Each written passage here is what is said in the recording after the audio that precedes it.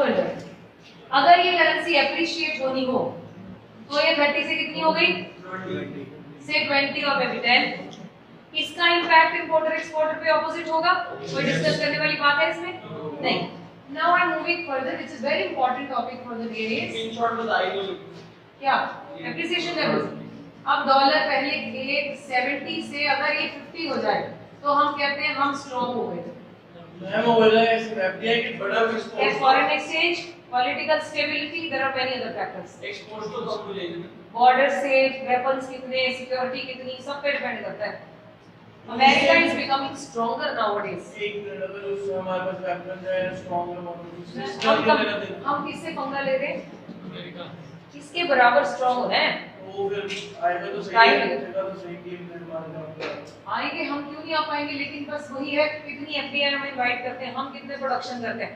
अगर हमें जिस हिसाब से चाइना को मिल रही है, चिराग सीधे बैठो, जैसे चाइना को मिल रही है, मैं चाइना का भी टॉपिक डिस्कस करूंगी तो पता चलेगा हम और चाइना में डिफरेंस क्या है। Why are they becoming stronger? They are giving a threat to America. China is a threat to America. So why? On what grounds? Production, biggest buyer and seller they are becoming now. On what grounds? Only foreign exchange. We'll talk about that. कैसे आती है भी उनके पास इतनी सारी, हमें क्यों नहीं मिल रही? हमारी पहली वाली पॉलिसीज बड़ी बेकार थी, अब पॉलिसीज चेंज हो रही हैं तो हमारे पास रिजर्व्स कितना है। अभी हम आते ही एप्रिशिएट हो गया, एप्रिशिएट होने का किस किस पे इम्पैक्ट होगा, इंपोर्टर और एक्सपोर्टर पर। ओके, इंपोर्टर यहाँ है, पहली में $1 के सामान के लिए कितने पैसे देती थी अभिनव, अब कम देने पड़ रहे हैं। आई एम मोटिवेटेड, मैं और मंगा लूंगी और मंगाऊंगी तो इंपोर्ट्स पे, ठीक है।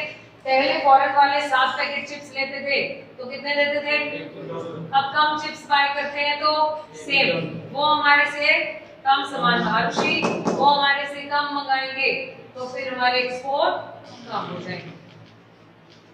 Okay, this will be the impact. तो अच्छा डिपेंड इंपोर्टर पे करते हैं कि वो मंगवाएगा, ऑफ कोर्स इसी पे है, ये इंडिपेंडेंट बॉडी क्यों एक्सपोर्टर पे भी है, पर अगर वो उसको कहे कि भाई मैंने तेरे को ऑर्डर नहीं देना, मैं तेरा महंगा इंपोर्टर का ही दोनों का इंडिपेंडेंट, इंपोर्टर अलग बंदा है, एक्सपोर्टर अलग है। नहीं बंदा अलग है, बट डिपेंड तो इंपोर्टर पे करता है कि वो अगर ऑर्डर देगा तभी सामान आएगा। इसका इंडिपेंडेंट बिजनेस है, ये इस पे डिपेंड करता नहीं है, ये इंडिपेंडेंट बॉडी है।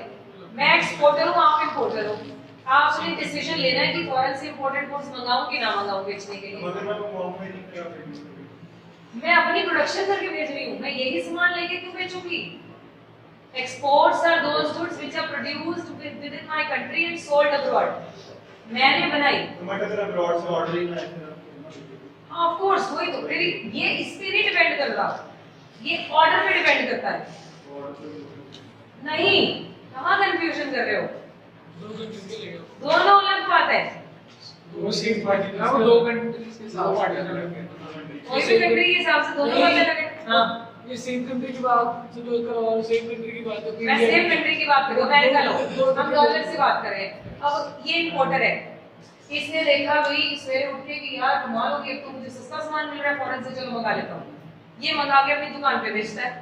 मैं एक्सपोर्टर हूँ, मैं टी शर्ट्स बनाती हूँ, मैंने उठ के देखा अरे यार ये तो नुकसान हो रहा है, और मैंने क्या देखा, वो फॉरेन वाले ने ऑर्डर कम भेज दिया, कहता जी आपका सामान महंगा पड़ रहा है हमें, आप पहले 500 टी शर्ट देते थे 200 भेजो, तो मैंने कितनी बनानी है 200। I have nothing to do with him even if we both are trading in the same country. मैं टी शर्ट मंगाती हूँ, ये परफ्यूम बेचते हैं, ये कहाँ से मंगाते हैं, अमेरिका से, मैं अमेरिका में टी शर्ट बेचती हूँ, तो we both are different entities.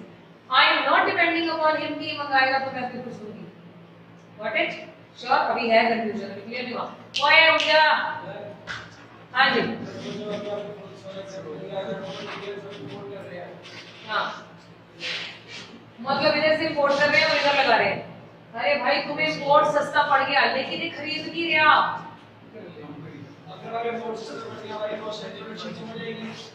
हाँ तो तुम्हारे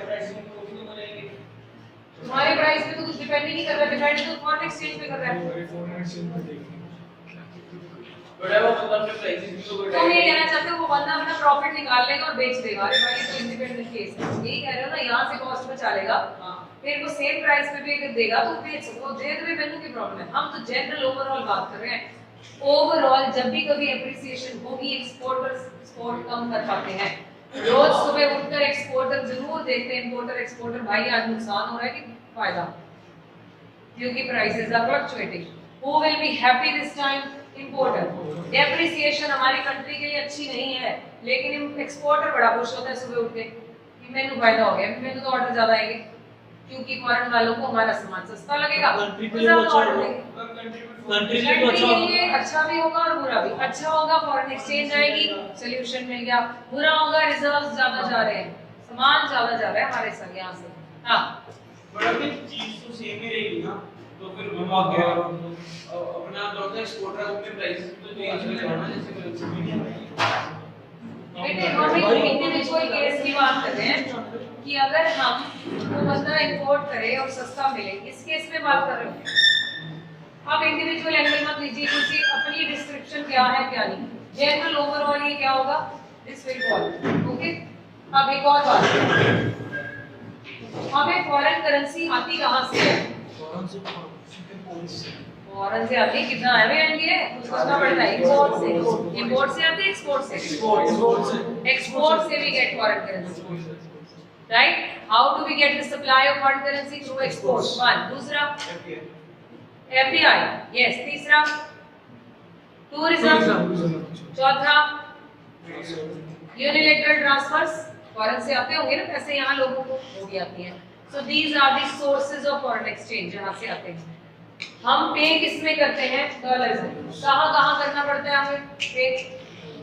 why do we demand foreign exchange? For imports. Hello, इसलिए इंपोर्ट्स के लिए। दूसरा सेम वही टूरिज्म के लिए और यूनिलैटरल ट्रांसफर के लिए। हमारे बच्चे भी तो फॉरेन में पढ़ते हैं, हमने पैसे भेजने हैं। और एफडीआई हम भी करते हैं, इन्वेस्टमेंट अब्रॉड। मैंने फॉरेन में कोई एसेट लेनी है, कैसे लेंगे? फॉरेन एक्सचेंज होना चाहिए। तो ये जनरल टॉपिक है, ये नोट्स में है, ये आपने करना है। आज का जो इम्पोर्टेंट टॉपिक है वो है मेथड। ध्यान से सुनना, ये methods of foreign exchange. Fix कैसे होती है पूछा था। There are 3 methods. Number 1 fixed method, notes में क्या है मैं बाद में बताऊंगी। Flexible method, managed floating.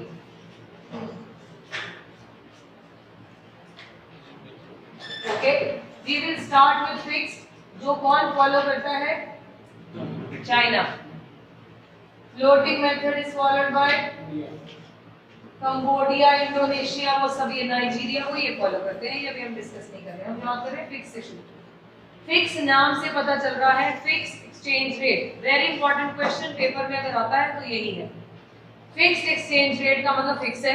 नाम क्या बता रहा है अभी? फिक्स है। इस केस में से चाइना ने कहा $1.40 पे फिक्स कर दिया। अब क्वेश्चन आया, ये फिक्स होता कैसे है? फिक्स होता कैसे? बड़े सारे क्राइटेरिया है आईएमएफ के। One of the criteria is they need to keep some huge reserve separately to fix the price, to keep your currency strong. अब किसी ने मुझे रिजर्व्स कितनी तरह के होते हैं? बड़े होते हैं। नंबर 1 रिजर्व, जिससे आपका स्टेटस बढ़ता घटता है, ठीक है? एक रिजर्व। दूध नहीं, गोल्ड के टाइप, वो नहीं, रिजर्व्स के टाइप्स नहीं, कितने। हाँ, रिजर्व्स कहाँ रखने पड़ते हैं, इतनी सारे रिजर्व बोल रहे हैं। दूसरा, जब हम प्रिंटिंग करते हैं करेंसी की तभी एक रिजर्व रखते हैं। क्या ये वो है? नहीं, ये रिजर्व है अपनी करेंसी को फिक्स करने के लिए। से चाइना ने इसे फिक्स किया और एक अलमारी में गोल्ड एंड फॉरेन एक्सचेंज, जो भी उसको चाहिए, जो वो रख सकता है, वो उसने बंद करके रख दिया और बता दिया जी ये देखो जी आपने आईएमएफ बोला था इतना रख दो, मेरा 40 फिक्स कर दो। 40 के लिए क्या क्या चाहिए उन्होंने बता दिया और रख दिया। अब क्या ये कम ज्यादा होता है? हो सकता है। अगर होल्ड ऑन, अभी परमानेंट फिक्स हो गया, लेकिन ये कम ज्यादा हमारी कंट्री में क्या होता है? हमारी कंट्री में डिमांड एंड सप्लाई फिक्स करती है। ये अगर कम ज्यादा होता है तो किस वजह से? किस वजह से? मार्केट फोर्सेस की वजह से। ये अगर कम ज्यादा होता है तो किस वजह से? रिजर्व्स की वजह से। हो सकता है ये फिक्स हो गया, लेकिन इसका मतलब नहीं ये रोज उठ के यहाँ के लोग नहीं देखते रुपये का वैल्यू, उसकी युआन की वैल्यू क्या है, क्योंकि वो तो फिक्स है। वहां का ध्यान से समझिए, ये पॉइंट थोड़ा सा टिपिकल है। यहाँ का इंपोर्टर एक्सपोर्टर क्या सुबह उठ के देखता होगा युआन क्या हो गया, अरे भाई वो तो फिक्स है। ये कब इफेक्ट होगा? 2 साल पहले चाइना ने 2 बार सेम साल में, 7 साल के बाद चाइना ने 2 बार अपनी अलमारी खोली और पैसे निकाल लिए, क्योंकि उनके आर्मी के खर्चे बहुत बढ़ गए थे, उनको पैसे की जरूरत थी, मांग भी लिए, फिर भी काम नहीं चला तो अलमारी खोल के पैसा निकाल लिया, तो इसकी वैल्यू क्या हुई? कम हो गई। 7 साल के बाद हुई थी। हमारे यहाँ हर रोज चेंज होती है। मेरी बात आ रही समझ में? इसलिए ये डेली फ्लक्चुएशन नहीं है, क्योंकि इसका नाम क्या है? फिक्स। अगर इनके पास स्पेयर आ जाए पैसा, ये अलमारी खोले और रख दे, ये क्या हो जाएंगे? स्टॉक हो जाएंगे। सही ना की बात होती है भाई? सही ना? कोई प्रॉब्लम याद है? अब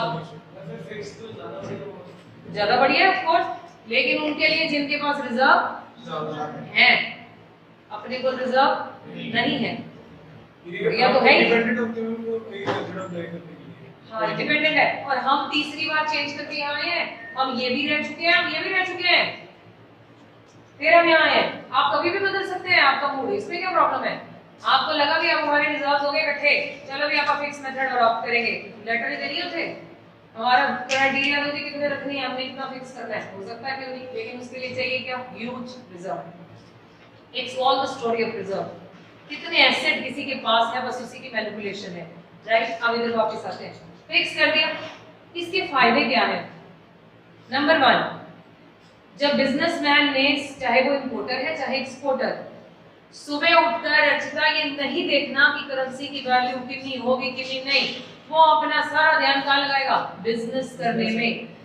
हेलो सक्षम, ऐसी कंट्रीज में बिजनेस स्टेबल होता है, हमारी कंट्री में नहीं है, क्योंकि हमारी कंट्री पर ये डिपेंड करता है आज प्राइस क्या हुआ और कल क्या होगा, और फिर सारी स्पेकुलेशन एक्टिविटीज में, सोचने में करे कि ना पता नहीं वैल्यू मिलेगी नहीं मिलेगी। हम यहाँ स्टेबिलिटी से बिजनेस नहीं कर सकते, ये करते हैं, तभी इनका इंपोर्ट एक्सपोर्ट बैलेंस्ड रहता है।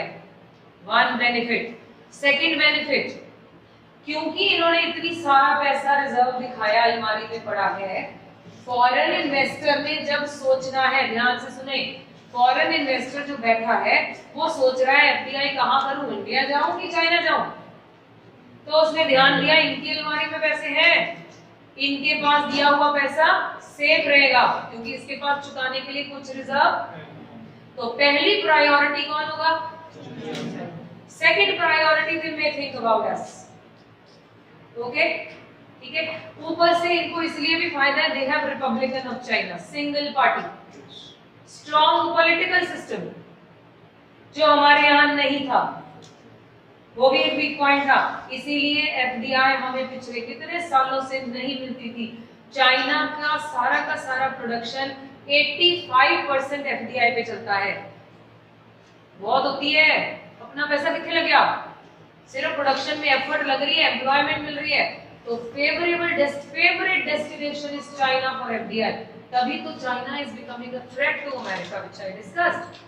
80% 85% पैसा तो फॉरेन वाले स्पॉन्सर कर देते हैं, हमारे पास कोई स्पॉन्सर करे हम भी कर लेंगे काम, क्यों नहीं कर पाएंगे भाई? 80% एफडीआई फॉरेन से आई, हमने तो प्रोडक्शन ही करनी है। That is why they becoming the biggest buyer and seller, buyer of raw material and seller of finished goods. Exporter ही मेजर है एफडीआई। इसमें 2 तरीके हैं FDI, FTI and FII, 2 words हैं। फॉरेन इन्वेस्टमेंट कैसे आती है, ये आगे टॉपिक है। वैसे फॉरेन इन्वेस्टमेंट को 2 नाम दिए गए हैं अक्षित, foreign direct investment, foreign institutional investment, ठीक है। फॉरेन इंस्टीट्यूशनल इन्वेस्टमेंट से अमेरिका के किसी बंदे ने रिलायंस के 1% शेयर खरीद लिया, ठीक है। अब क्या उसको रिलायंस के डिसीजंस लेने में दखल देने का अधिकार मिल गया?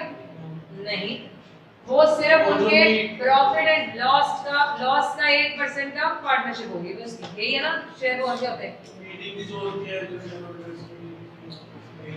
हेलो, पर डिसीजन मेकिंग तो नहीं है ना उसके पास, कोई डिसीजन मेकिंग नहीं। क्या उनकी एसेट्स पे राइट मिल गया उसको? No, he can only claim profit और लॉस, बस। अब वॉलमार्ट भारती के साथ कंट्री में आया एफडीआई में, वॉलमार्ट का 80% शेयर है, क्लोज टू दैट 20% भारती है। Bharti is a company, I am sure ये तो है। So Bharti and Walmart has a collaboration. जो वो यहाँ आए, वॉलमार्ट के ऊपर राइट किसका है? वॉलमार्ट का। डिसीजन मेकिंग किसकी? मेजॉरिटी शेयर किसका? तो जहां कहीं एसेट के ऊपर राइट हो, चाहे वो 51-49 ही हो, 51 मेजॉरिटी होती है, 49 कम है। बहुत सारी Maruti Suzuki has 51-49, Suzuki is foreign, Maruti is Indian, max New York, New York foreign, max Indian. इस तरह जितनी भी कंपनीज कोलैबोरेट करती हैं उनमें जिसका मेजर शेयर है उसका राइट होता है। एफडीआई में ज्यादातर राइट कंपनीज का होता है, इसीलिए जो मेजर शेयर में हो और प्रॉपर्टी और एसेट्स पर और डिसीजंस पर राइट हो, उसे क्या कहते हैं? एफडीआई। एफआईआई पोर्टफोलियो इन्वेस्टमेंट छोटे लेवल पर। हम ज्यादा प्रमोट क्या करते हैं कि मोटा पैसा आता है, इसलिए बार-बार एफडीआई एफडीआई बोलते हैं। वो FII, FII foreign institutional investment 1% खरीद के तो बहुत ज्यादा अमाउंट है। तो भी एफडीआई में 30% है, उससे तो कम ही है। ठीक है, 1% ले लिए, लेकिन क्या पूरा राइट मिला? उसको नहीं मिला, उसको सिर्फ प्रॉफिट लॉस का राइट मिला। यहाँ पर सारी डिसीजन मेकिंग भी अपनी है। ठीक है, एसेट के ऊपर राइट, डिसीजंस के ऊपर राइट हमारा। Any trouble? ओके। बेनिफिट क्या आते हैं? Number 1 business stable, number 2 investor के लिए फेवरेट डेस्टिनेशन। तीसरी बात, इसमें जो है ना, इसको फिक्स करने में किसका रोल था? मॉनेटरी अथॉरिटीज का। इनका सेंट्रल बैंक होगा भाई, bank of China, monetary authorities. दूसरा गवर्नमेंट भी, दोनों मिलकर डिसाइड करते हैं। ओके, अब सुनिए ध्यान से, हमने अपने आप को तो स्टेबल कर दिया, क्या आप डॉलर को भी कंट्रोल कर लोगे? ये तो कम ज्यादा हो सकता है कि नहीं? हाँ या ना? हो सकता है। हमने अपने आप को बोला कि हमारा रोल 40 का है भाई, लेकिन ये dollar day by day strong हो रहा है। Trump is working very hard for his own country, he may not be sounding good for others. अपन उन्हें पसंद आ रहा है और बड़ों को नहीं आ रहा, पाकिस्तान को नहीं आ रहा, लेकिन वो अपनी कंट्री के लिए बड़ा स्ट्रांग कर रहा है काम। तो उसने अपनी कंट्री को से स्ट्रांग कर दिया, डॉलर स्ट्रांग हुआ, तो कुछ ना कुछ नुकसान होगा ना इनको। तो गवर्नमेंट कहती है डोंट वरी, तुम अपना बिजनेस करो, इंपोर्टर एक्सपोर्टर, वो लॉस हम झेलेंगे। ओके, नाउ चाइना वाले कहते हैं, अभी हम सिर्फ चाइना डिस्कस करें। अगर डॉलर वीक हो जाए तो इनको कुछ फायदा होगा? वो भी गवर्नमेंट कहती है हम लेंगे। तो अब इंपोर्टर एक्सपोर्टर सेफली आराम से बैठ के अपना बिजनेस कर रहा है। He has nothing to do with the speculation, बढ़ेगा कि कम होगा, करें कि ना करें। Everything is taken over by government. Government कहती लॉस हो प्रॉफिट हो हम देखेंगे, तुम अपना काम करो। I am sure I made the point clear.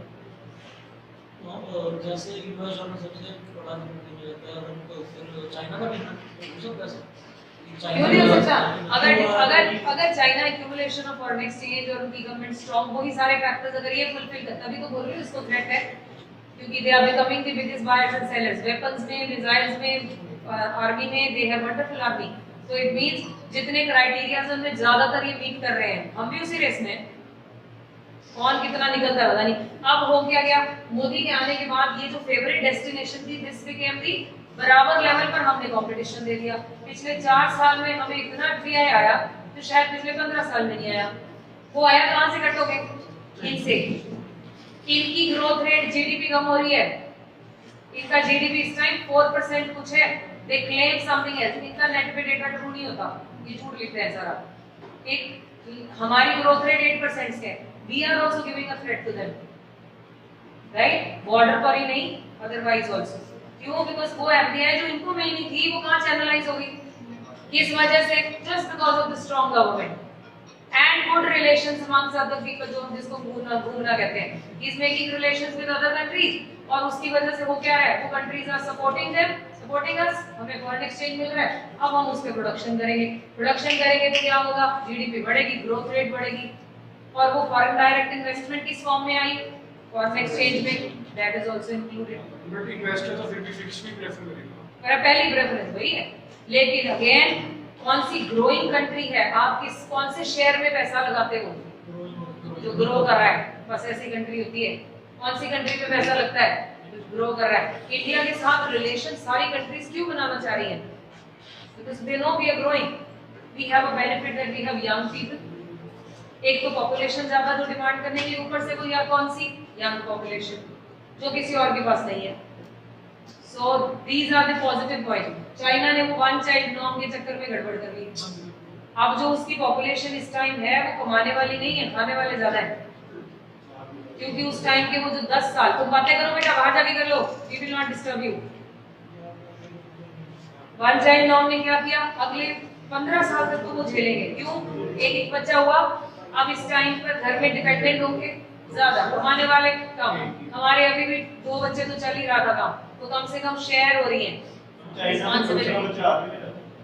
नहीं, अब तो कोई ऐसा फाइन नहीं था उसका। ये तो वहाँ गल्फ में होता था. आपने पहले वन चाइल्ड नॉर्म चलाया उन्होंने, फाइन तीसरा हो जाए तो बड़े सारे बेनिफिट्स कट जाते थे. तो देखो मैनी थिंग्स बड़े स्ट्रांगली फॉलो किया, कंट्रोल भी कर ली population, but they realized after 10 years की गड़बड़ हो रही है. अगले कुछ सालों के लिए जो ग्रोथ होनी थी वो रुक जाएगी. वो that is why they are facing multiple factors. बेटे अगर आप चलो हम ऐसे लेते हैं, हम सारे अपने घर के एक बच्चे हैं. आप लग्जरियस गुड नहीं खरीद सकते क्योंकि तुम्हें पता है कि तुम्हें आगे काम सेट भी करना है, तुम्हें तुम्हारे पेरेंट्स भी तुम्हारे ऊपर डिपेंडेंट है, तुम्हारी फैमिली भी होगी. तो आप क्या ब्रांडेड वॉचेस और फोन्स मांगोगे? नहीं. कौन मांगेंगे?